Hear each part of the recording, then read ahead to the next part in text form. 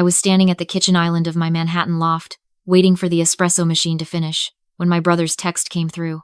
I read it twice, then a third time, just to make sure I hadn't misunderstood. Hey, Vanessa and I talked. The rehearsal dinner is a small thing. Like, really small. Her family, mom and dad, the wedding party. You're not in the wedding party, so it would just be weird to have you there. We'll save you a seat at the ceremony. Love you. I set my phone face down on the marble counter. The espresso dripped into the cup. Outside, the morning light was cutting through the floor-to-ceiling windows, catching the edge of the Hudson River 7 floors below. The city was already moving, already loud, already indifferent to the small implosion happening in my kitchen. I picked up my cup. The coffee was perfect. I drank it slowly and stared at the skyline and let my brother's words sit in me until they stopped burning. They had been planning this wedding for 11 months. For 11 months, I had listened to my mother describe Vanessa's vision for the day. Cream and sage, 12 bridesmaids, all in floor-length silk, a vineyard venue in Sonoma that cost more per hour than my first apartment cost per month. I had nodded along. I had asked polite questions. I had sent a gift from the registry without being asked and never mentioned it again. I had also, 8 months ago, quietly wired $40,000 into my father's restaurant account when the SBA called about a missed quarterly payment. My father had not mentioned that to Vanessa. He had not mentioned that to my brother. He had said, to anyone who asked, that he had handled it himself. Before I tell you how the next 72 hours unfolded, drop a comment and let me know where you're watching from and what time it is where you are. I want to know how far this reaches. My name is Clara. I am 31 years old. I am a UX designer who built a productivity app in her spare bedroom 5 years ago, grew it to 200,000 active users, and sold it 18 months ago for just under $8 million. Nobody in my family knew the number. They knew I worked in tech. They knew I had moved into a nicer apartment after the sale. My father assumed I had gotten a raise.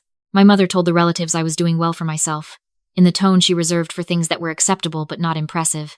Impressive, in my family, meant my brother Ryan. Ryan was handsome and loud and good at being in rooms. He had worked at my father's restaurant since college, learned the front of house, learned to pour wine and charm suppliers and make every regular feel like they were the most important person in the building. He was good at it. He genuinely was. And our parents had poured every dollar of pride they had into him, slowly and consistently, the way you water something you intend to watch grow. I was the other one, the quiet one who sat in the back bedroom with her laptop, the one who brought a book to Christmas dinner and got asked, every year, whether she had met anyone yet.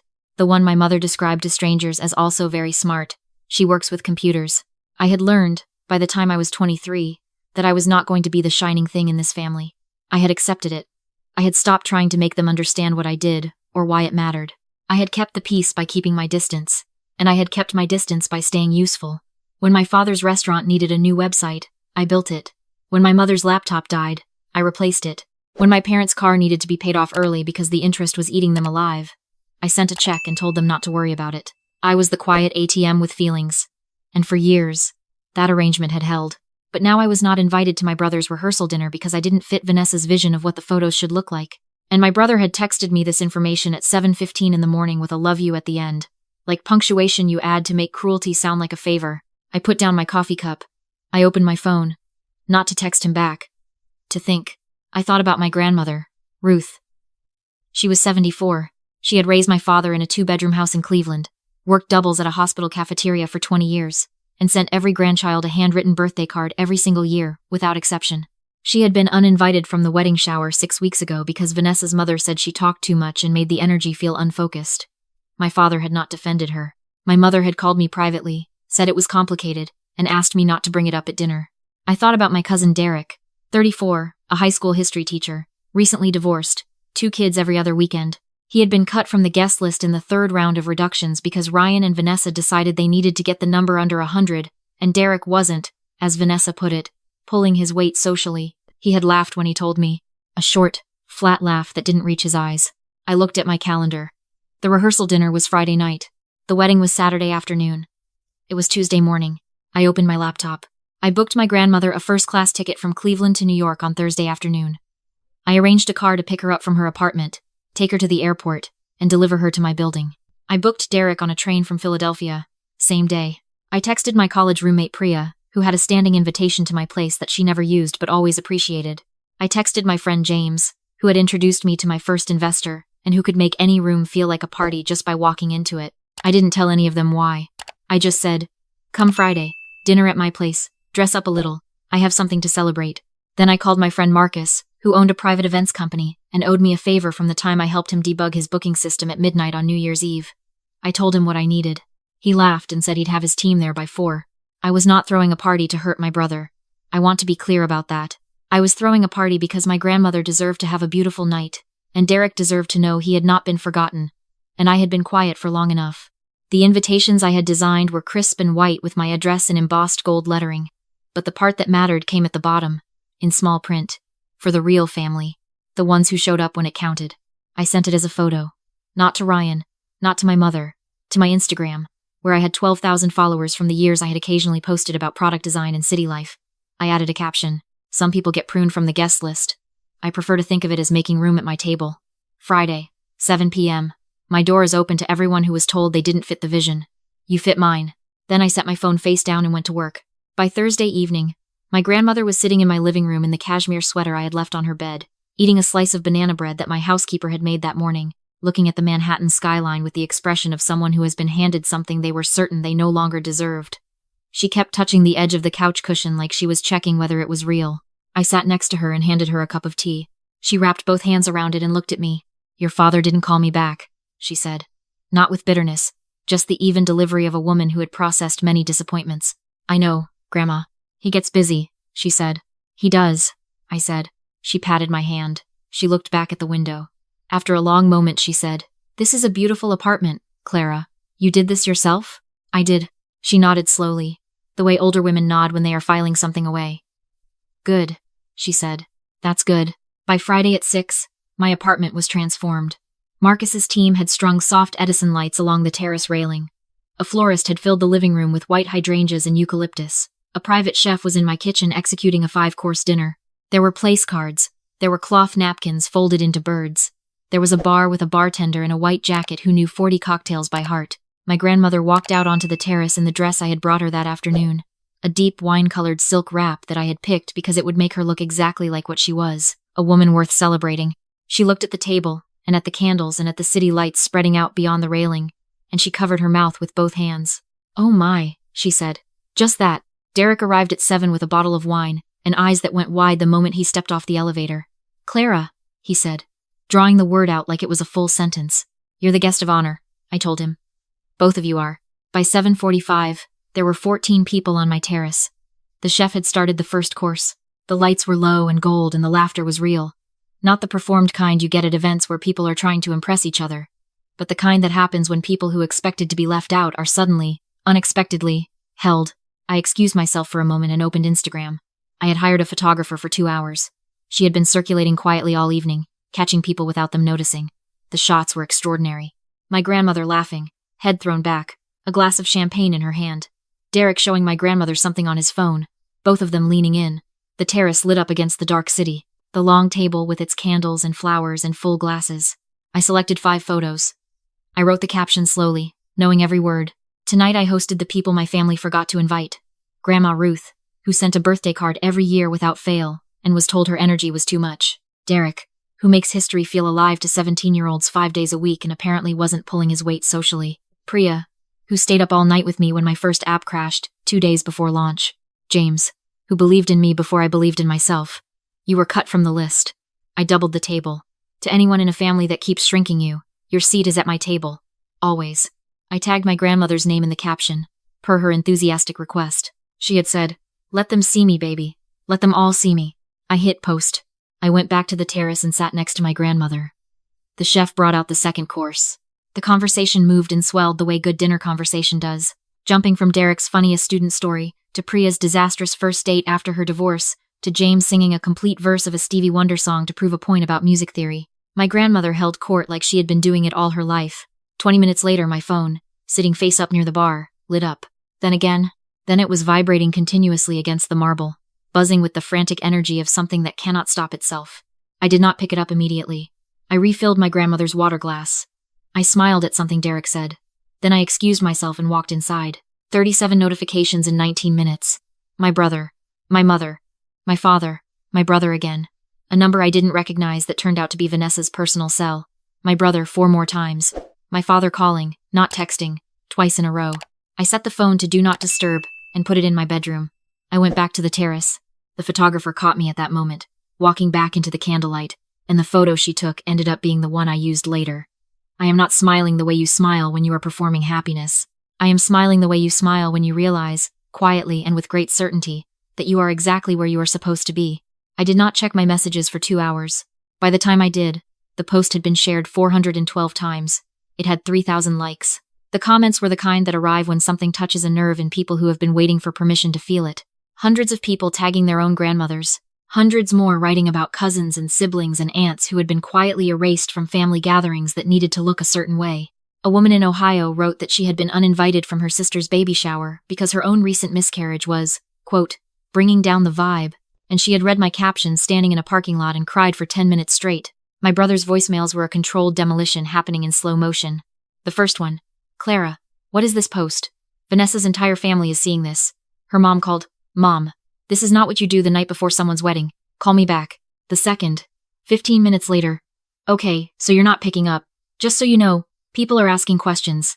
Vanessa's dad is asking Dad why Grandma Ruth isn't at the rehearsal dinner. You know why she wasn't invited. This is embarrassing. The third, half an hour later, his voice had changed. The composure was still there, but it was thin, brittle, the kind you can hear bending. You know what you're doing. You're trying to make this about you.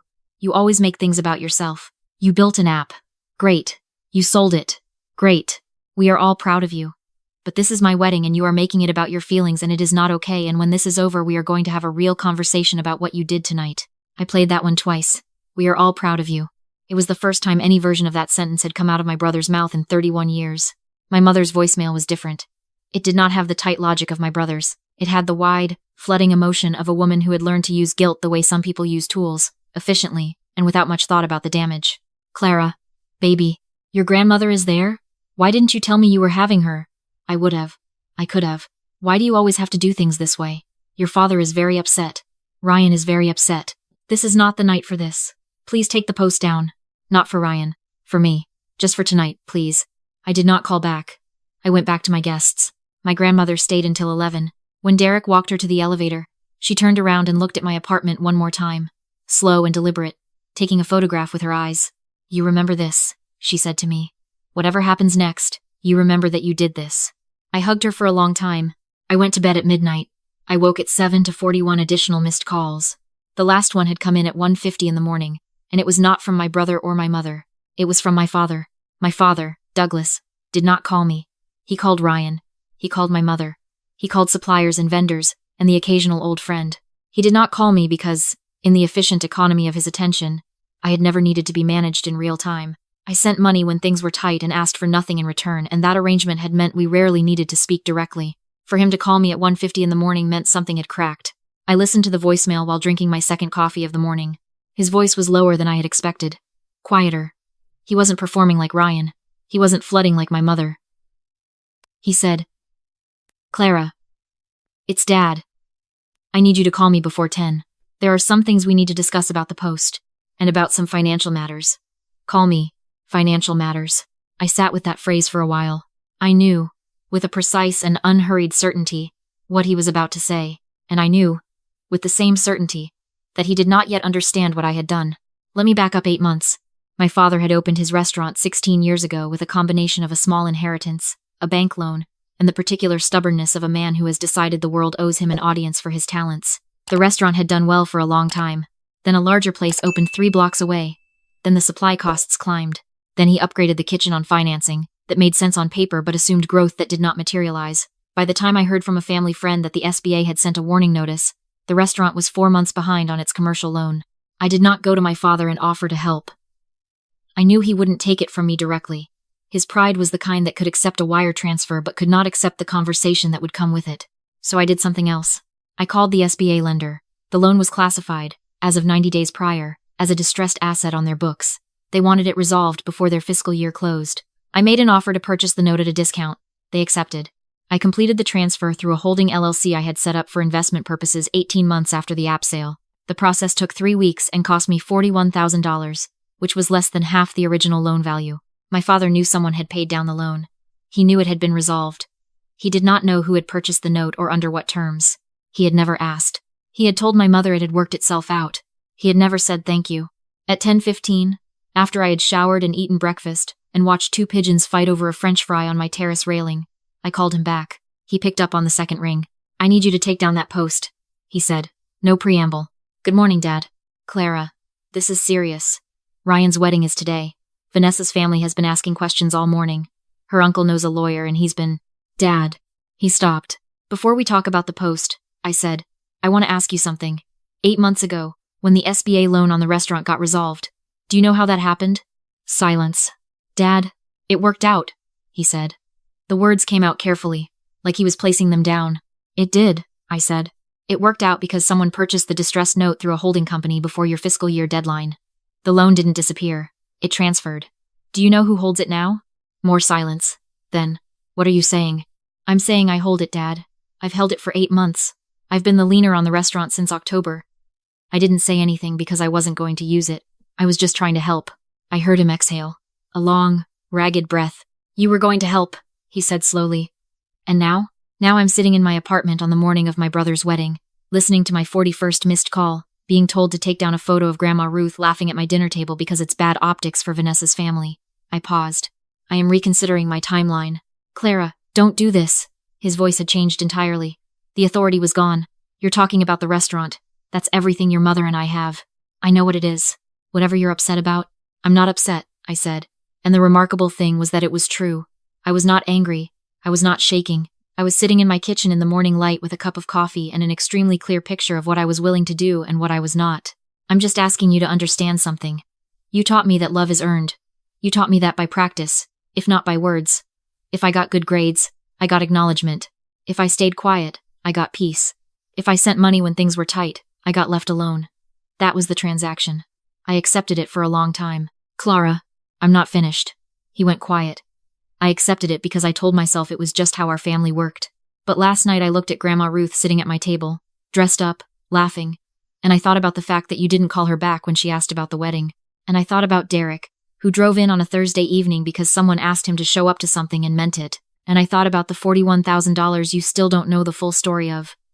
I took a sip of my coffee. "I don't need you to thank me for the loan. I don't need you to include me in the wedding photos. I need you to understand that I have been a full person this whole time. Not a backup plan." He was quiet for a very long time. "What happens to the restaurant?" he said finally. His voice was different from anything I had heard before. Not the polished dad voice. Not the disappointed dad voice. Just a man asking a question. "That depends on what happens next," I said. "The terms of the note give me the right to call it due with 60 days' notice.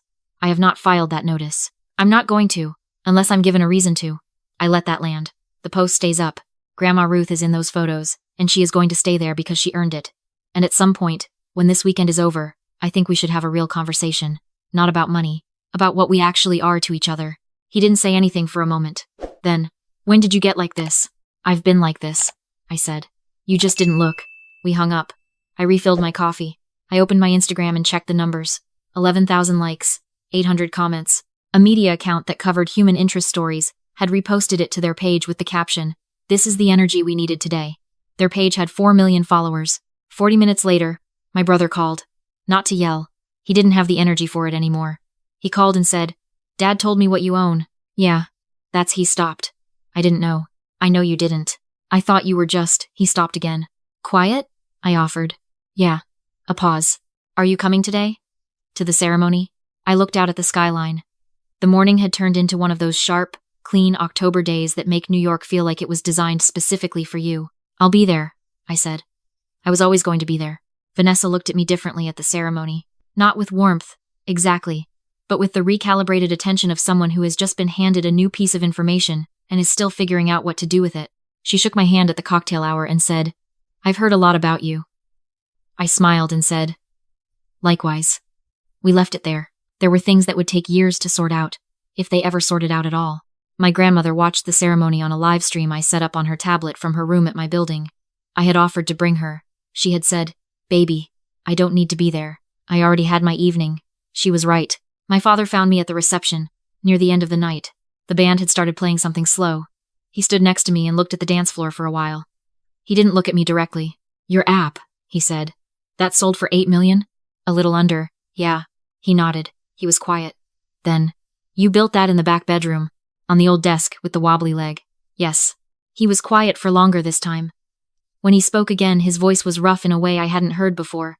I should have paid more attention.